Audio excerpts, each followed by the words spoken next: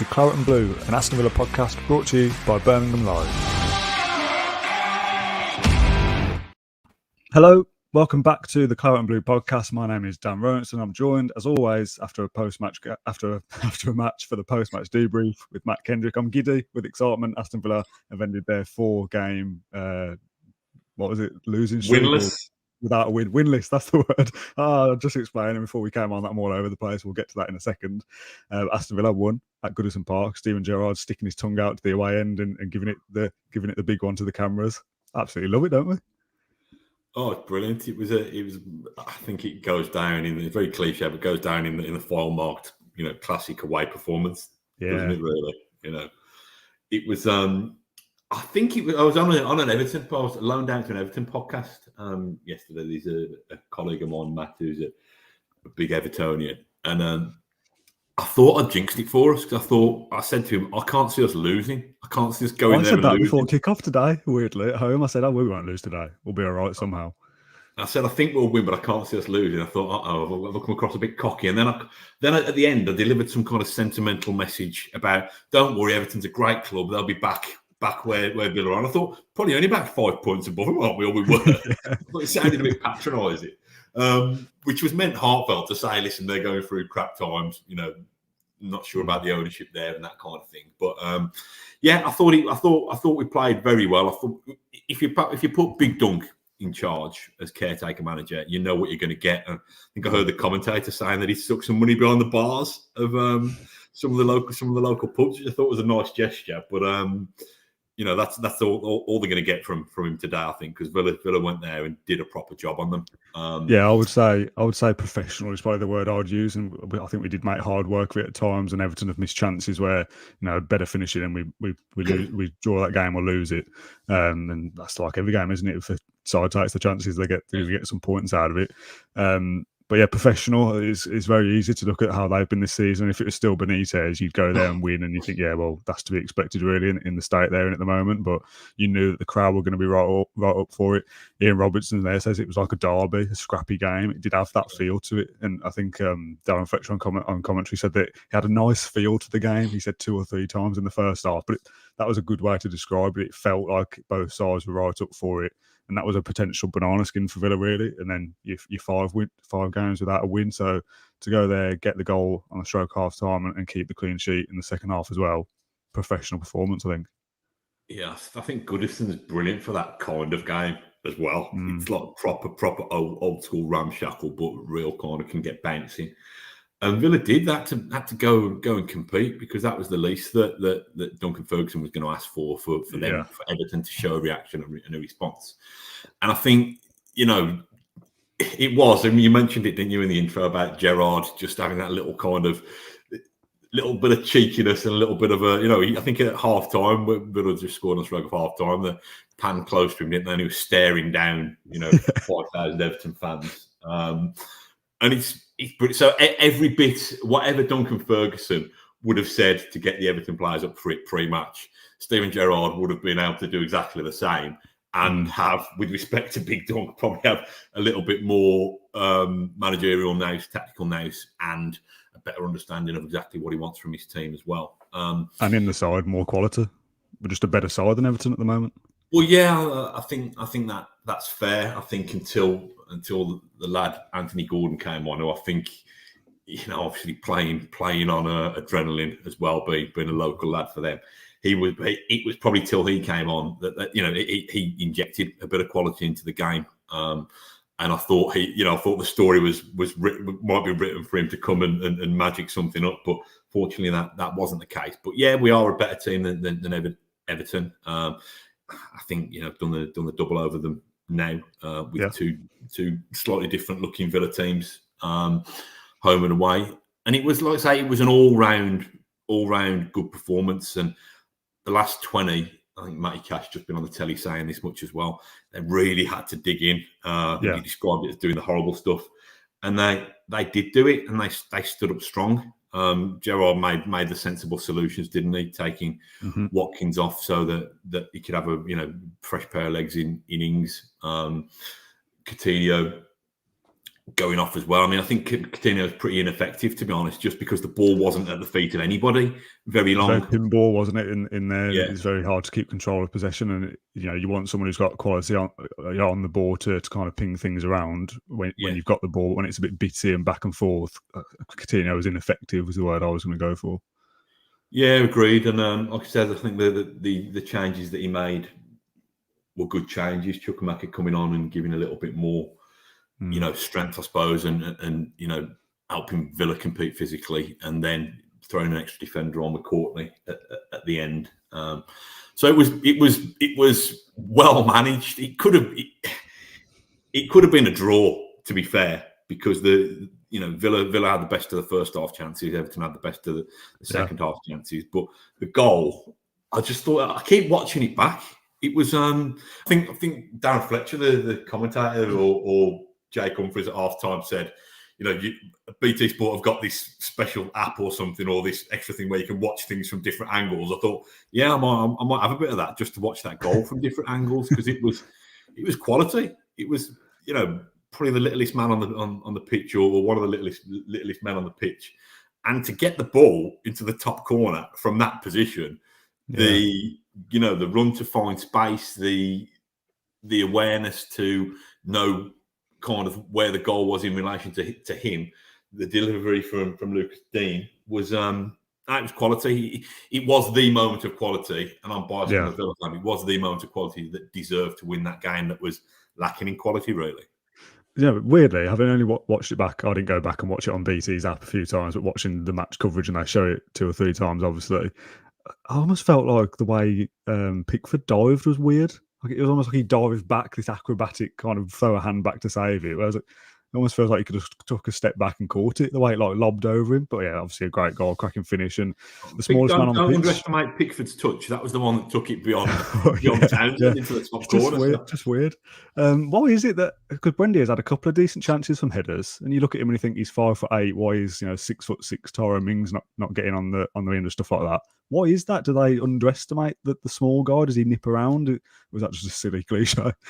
Well, I'm glad that you raised the subject of Emi Buendia's height, because you just said he's 5'8". The chant describes him as 5'7". He's football heaven.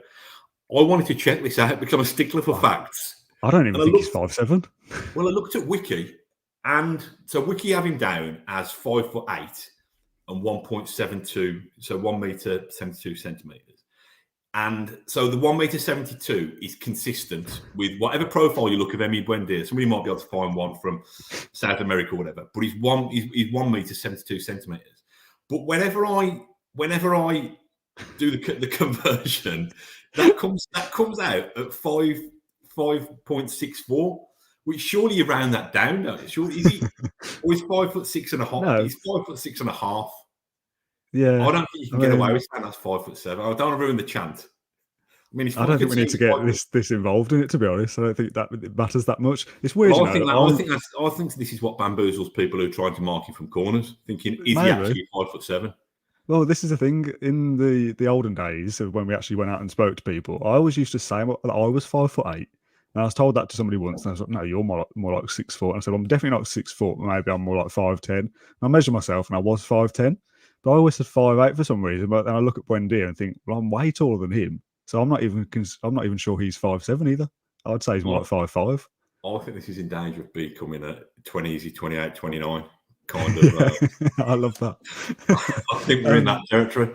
But let's get back to the match. Sorry. In answer to your question, I do think perhaps he wouldn't get the same attention as a 6 foot 4 defender or striker at the back post would probably stand out like a lighthouse, wouldn't it? Whereas when the opponent doesn't get the same attention, but he's not going to score headers like that if he's challenging for the ball. You know what I mean? Nobody's going to lose a header to him like that. It's a fact he's moving. Was that where he squares up with Yerry Mina, and there's a great picture in our archive system of it, and he's like, the difference is like this much. He's like literally looking up at him. So if they're marking against each other, he's not going to win the header over Mina, but be nippy, get small, move around, get a bit of space. And the one that screams to mind from players gone by is Tim Cahill as well, obviously for Everton. He was great in the air, and he was only a small chap as well. So I don't know what he was. Let's not get into the specifics of that. But there must be other players who are good in the air. You don't just have to be tall. If you look at Diogo Jota. Yeah, Jota, yeah. Diogo Jota at Liverpool, he scores tons of headed goals. He's not the biggest player on the pitch by any means. So it's just intelligent movement, I think. And yeah. I didn't think he had a couple of chances before then, didn't he? With the usual smart movement around the edge of the box and trying his luck. I'm glad he got his reward because he's improved. Yeah. He's improved as we've gone on in the last couple of weeks. So I'm glad he's got his reward. Not only scored, but scored the goal that's proven to be the winner. I think when Gerrard first took over, we were looking at players who maybe most benefit from Gerrard's appointment. I think, with the benefit of hindsight, I would say that Buendia has probably been our most improved player since Gerrard's come in, would you say? Yeah, Buendia and Ramsey as well. I think, although, Ramsey was already making himself undroppable under Dean Smith and managed to see off a lot more experienced midfielders. So I definitely think those two have seen a real improvement in the game. It's funny, again, our mate Darren Fletcher. I like what he said about Buendia. Like, manages to complain with a smile on his face. Yeah, which I think is quite a nice trait to have. When he squared up to Mina, it was weird because I think he was pointing to his own chest, Buendia, saying, "Oh, look, you've hurt me here." There's a little, almost pulling his shirt saying, "You've hurt me here," and then Big Mina was saying, "Well, you've hurt me here." Yeah.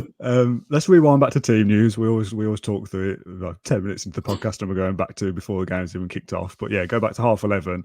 Is that our best 11? Do you think that side that we started with there?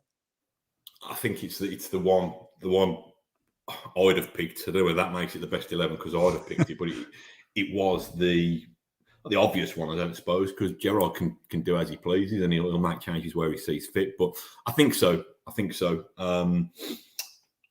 I'm just trying to think how it all panned out.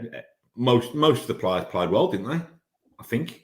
Yeah. I think Watkins sometimes needs to be a little bit more clinical in terms of the way he passes the ball, but works hard and works better without Ings.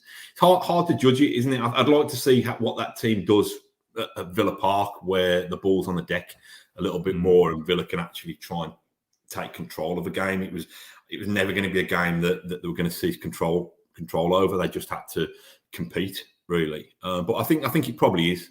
Well, we don't know the way Villa are signing players. It certainly is this week.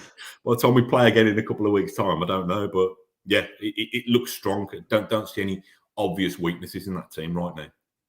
There's a comment here that says, "Not our best 11, starting 11, no," from Dean Smith.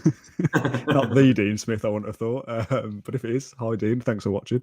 I'm really intrigued to see if people are watching, whether they're live or otherwise. I would like to see what is your best starting 11 if you were manager. Because I tweeted that saying I think this is our best 11, and someone said, "What about Bailey?" And yeah, spent £30 million only on Bailey, and to be honest, I've said before, he's almost like a figment of my imagination. To be honest, that. Does he play for Aston Villa? I've seen him in dribs and drabs. The last time was Everton. When is the last notable thing? Yeah. Well, let's qualify it. It's our best, in my opinion, it's our best available 11. And yeah, and in the system you play in, anyway. I don't know where Bailey goes. I don't know where Bailey does come into that and just start straight away. So as it stands, Coutinho and Buendia are the 10s, aren't they? I suppose the contentious one that you would change if you were changing one of those at the moment is Coutinho, and it's mad to say that. Oh yeah, let's drop Coutinho, who's just come in as this star player. But yeah, not his best performance today, and I think still getting up to speed, isn't he? So I'm not going to judge him too harshly. Is what I'm saying. Yeah, it's one of those games. I think he had a headed chance as well, didn't he? That went close. Mm-hmm. That's probably his brightest moment. It's probably his first, it definitely is his first start with Aston Villa after a brief cameo last week. So I think there's going to take a little bit of time to get him up to the pace of the Premier League again. And B, it was just frenetic, wasn't he? It was just, I don't know. I expect Gerrard, making sure, as long as everybody's fit and available to play the same team next time out. When is it? It's miles away, isn't it? It's something like 16 days. It's Leeds on like the 9th of February, something like that. So midweek. It's on BT again, isn't it? They were plugging it throughout the game. So it's Leeds and then I can't think it is on Saturday. Newcastle, yeah. So yeah, again, I think we looked at this little period as an opportunity for points, didn't we? And you've got to build on that performance now, even though it is 16 days away. And I think Gerrard said that they're going to do like a mini pre-season and play a couple of games behind closed doors. You've got to build on that momentum now and try and get this 11, gelling together and everyone fit and up to speed.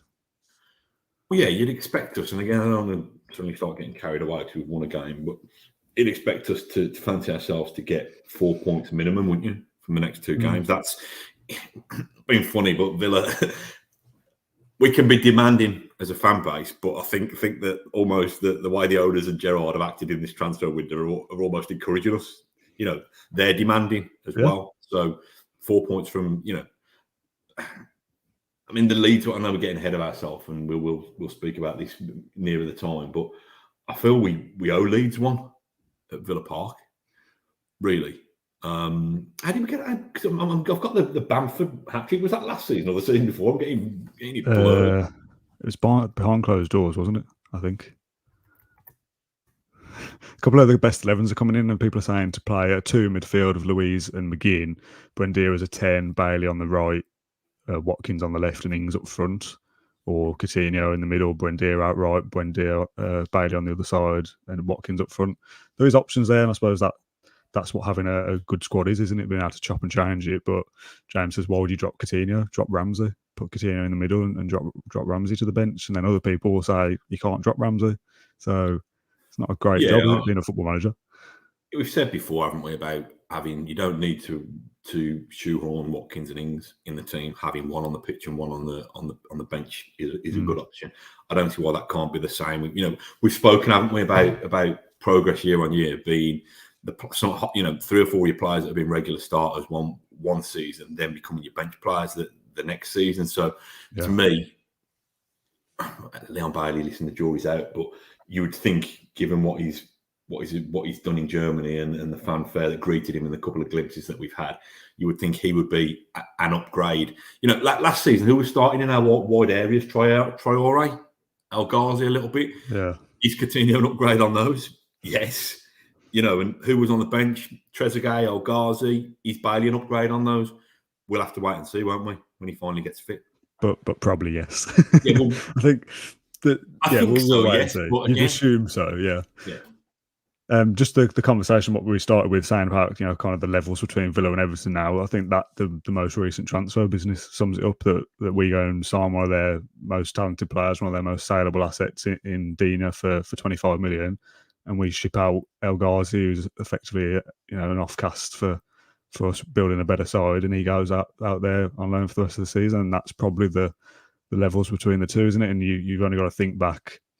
What year are we now? 2022. So 4 years or whatever, being in the Championship and thinking, we're miles behind the likes of Everton, and now we're ahead of them and making strides to keep making that gap further. Yeah, you're right. No, you are right. It's interesting. I feel really harsh about this because El Ghazi has a special place in our hearts for what he's done for us. Obviously that afternoon at May against Derby County will be the one. But even despite then, he scored, and I know a lot of them come from the penalty spot, but he scored a lot of goals for us, really, for a wide player. Yeah, he got 10 last season, didn't he? I think back in the Premier League. So, but yeah, it's interesting that he's no longer. And there'll be a few people who fall by the wayside in this journey if we do get to somewhere near where we want to get to. But it's El Ghazi's one of those. So as much as to me that is a sign of Aston Villa on the up and going places, the place where he's ended up is a sign of a club in decline as well. Because to me, El Ghazi is a top half of Championship, bottom half of the Premier League level player, which I suppose is about right because Everton are bottom half of the Premier League, and Aston Villa have marched into the top half with a victory at Goodison Park, even if only for a couple of hours. Is it 10th we are? Are we higher than that? Yeah, good. Yeah. Let's talk about Ollie Watkins then. This is, again, just the debate that happens every single week, and it's not whether him and Ings should work together in the same team. It's whether it's now time to drop Watkins and stick Ings in there from the start. a couple of comments earlier on when we started said that there's a couple of lazy performances from Watkins now, and he doesn't seem to be interested.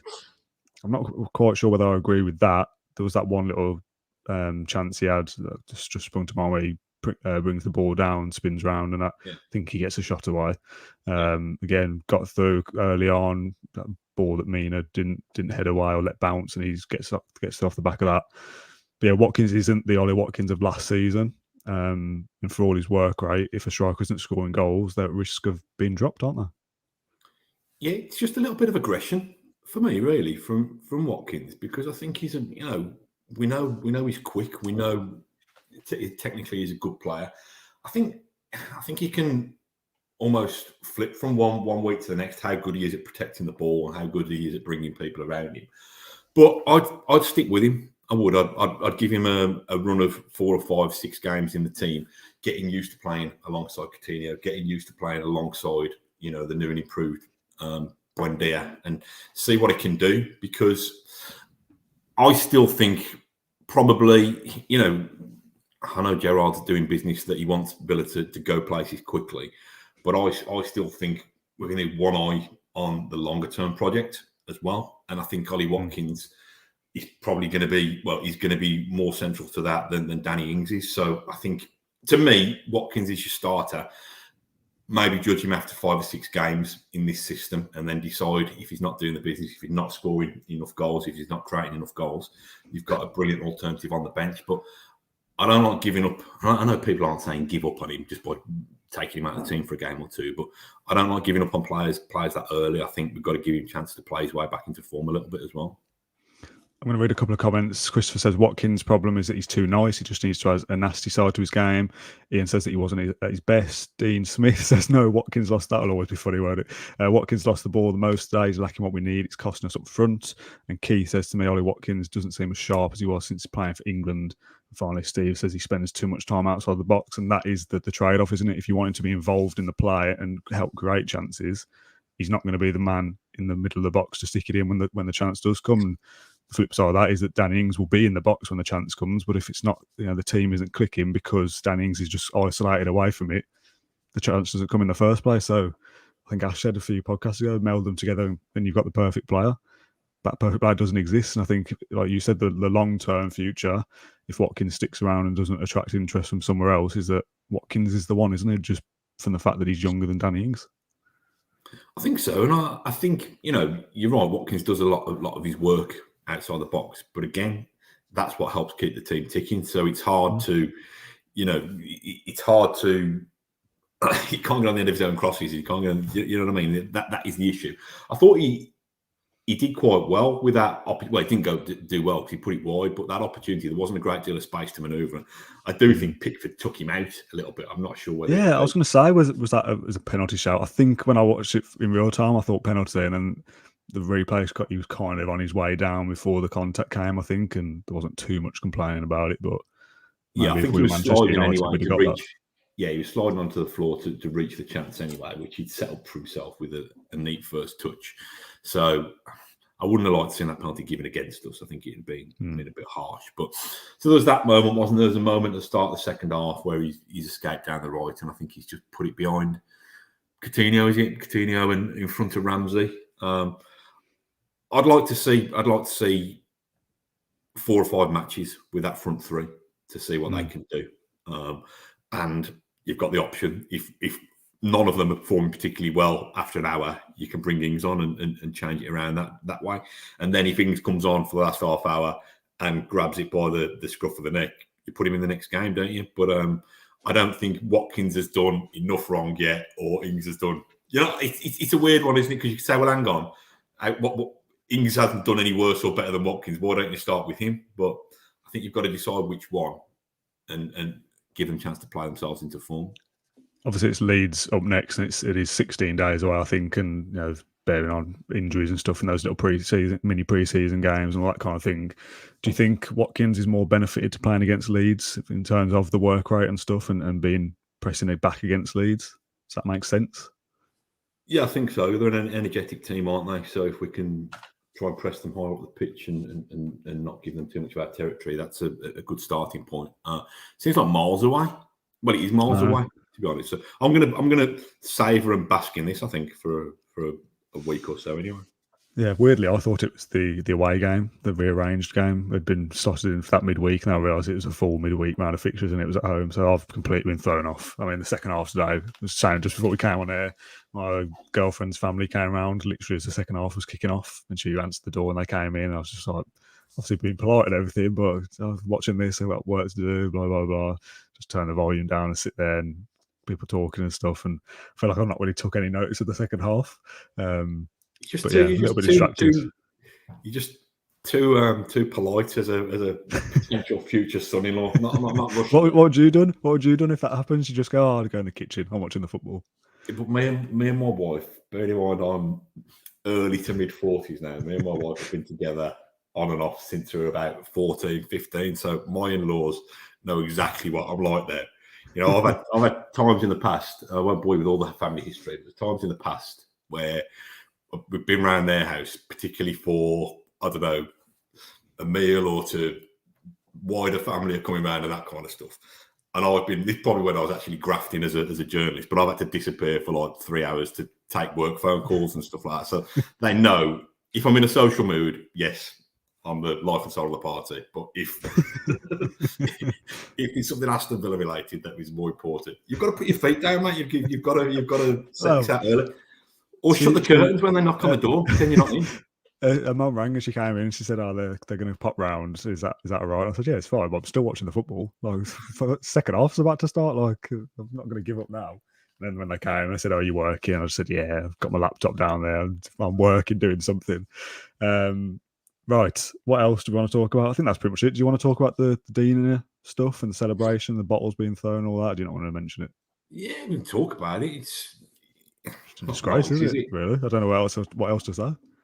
It's out of order, you know, and I don't know exactly who. I mean, Matty Cash and Luke Dean both went down, being struck by something. I don't know exactly what's hit them. I presume it was a plastic bottle with a lid on. You know, done the old stick the lid in your sock when you searched on your way in and done it like that. It's just, and it's a fairly close ground as well, Goodison. And I don't think. Well, they weren't trying to taunt the home fans or whatever. They were just celebrate. That's where the ball had been delivered from. So that's where they went to celebrate. It's just nonsense, isn't it? You know, we all get fed up and frustrated, but why would you throw something at somebody? I don't get it. I mean, if I was sat in the low Holt and somebody scores up that end, 3 sides of the ground up that side of the home fans, that's usually the case, that you're going to be celebrating in front of home fans at some point. Yeah. I've never ever thought, oh, I'm going to chuck this bottle at somebody. Yeah. You know, people say when things like this happen. These, ain't you? Yeah, stuff like that. But people say when things like this happen, like, oh, yeah, you know, they're not proper football fans. They're just a minority. No, they are proper football fans. They're wearing the shirt like everybody else. They pay their money to come to the game, and they do stupid things like that. My first thought when I was watching on TV is that Dino and Cash had clashed heads celebrating. Is what I first thought, because I didn't think of something like a bottle being thrown, because I just assumed better of people not to do something like that. I thought they'd celebrate and whack their heads together.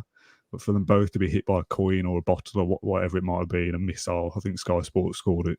Yeah, just a joke, disgrace. And then there was a picture that Ash posted of it, and there's like fans in the background like laughing and jeering and stuff. So people say, oh, it's only one guy throwing stuff, but people around it are laughing and joking. So scum. Yeah, listen. And there'll be Everton fans that stumble upon this. I know they're not all like it. It wasn't the whole stadium and blah, blah, blah. But those people that were involved in that, scum. Yeah, but if it was Villa fans who were doing that at Villa Park, we'd call them out as well, wouldn't we? Because there's just no need for it. Yeah, exactly. Every club's got more than their fair share of idiots, sadly. Yeah. Don't know what else to talk about. I think that's probably pretty much the last thing. Is there anything else you wanted to mention? Any other players specifically you wanted to go through? Ming's performance, maybe. There's a few comments about him, like always. His performance, there's a couple of sloppy moments, but overall did okay, I think. Who was that, sorry? Tyrone Mings. Yeah, a couple of passes out of play and a couple of, I mean, if they'd scored from that corner, rolled it out, very different story. You could just see what would be trending on Twitter, couldn't you? You could just see it coming, but fortunately it was dealt with. The only note that we haven't discussed that I've made, and it's just me because You've made notes. Well, not. I've got to have my laptop Mental open, so I just jot things down, and this is there's no real reason to mention this other than it amused me because I'm a child. Just towards the end, when we were trying to see out the game, and it's probably because he's ex-Blues actually, but Damari Gray tried to get a ball across down the left, ended up playing a 1-2 off his own head, and it just amused me. Just I don't know whether you saw it, you might have been passing around the custard crews by then to the in-laws, but he just kind of whacked the ball and it bobbled up and hit him straight in the face, and it just amused me. But like I said, that's because I'm a juvenile idiot. But no, it was a very, very impressive, very needed and welcome 3 points. To be honest, yeah, I think needed more so than good. I don't think it was a particularly brilliant game of football. I think it was, like somebody said earlier, it had that kind of derby feel to it for some reason. That kind of high energy atmosphere, that kind of stuff. Important not to slip up there though, and let that get on top of you and give away a silly mistake. And Everton, bounce back in the second half, professional, get the job done, take the 3 points back to Birmingham, and move on to the next game.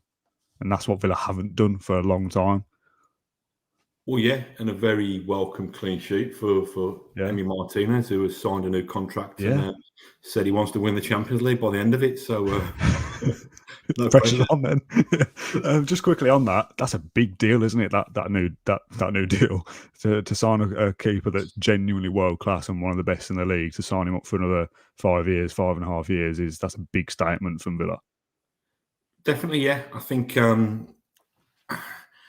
It's weird, because I don't want to be the world's biggest cynic, but will Gerrard be here for the length of that? That's an interesting thing. But whether he is or not,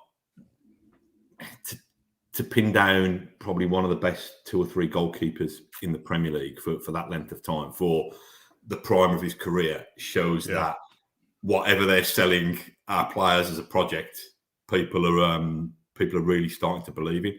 Have you heard the Emi Martinez chant that they were singing today? If it was in the second half, no. Hang on, I don't think it's.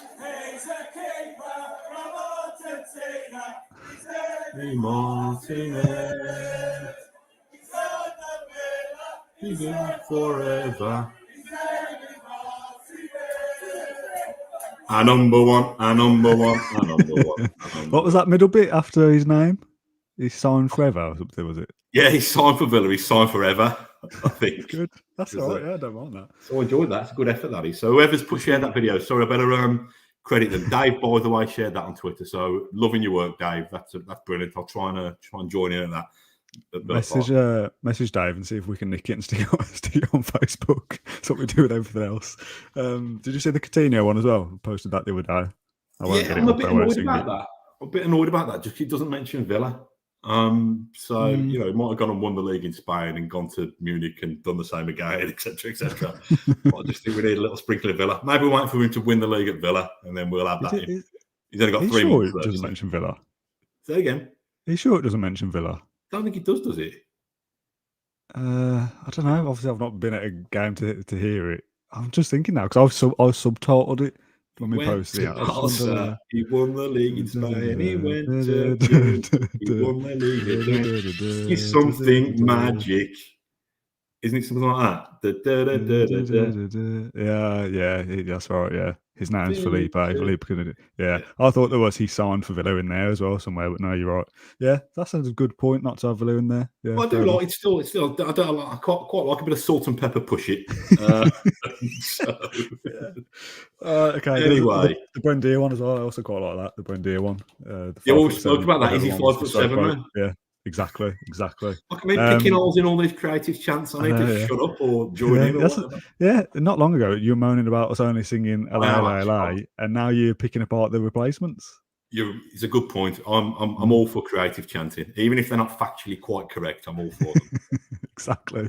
Because Emi Martinez probably hasn't signed forever either. So if we're going to pick everything apart, then let's go for that as well. Right, let's go today next. We're descending into nonsense. I just noticed, by the way, we've got the away shirt background on, and we played in claret. So that was a mistake, even though it was an away game. Yeah, well, you said you like the old claret look, don't you? The claret shorts. Yeah, claret shirt, claret shorts. Big fan of that. Yeah, you're not a fan?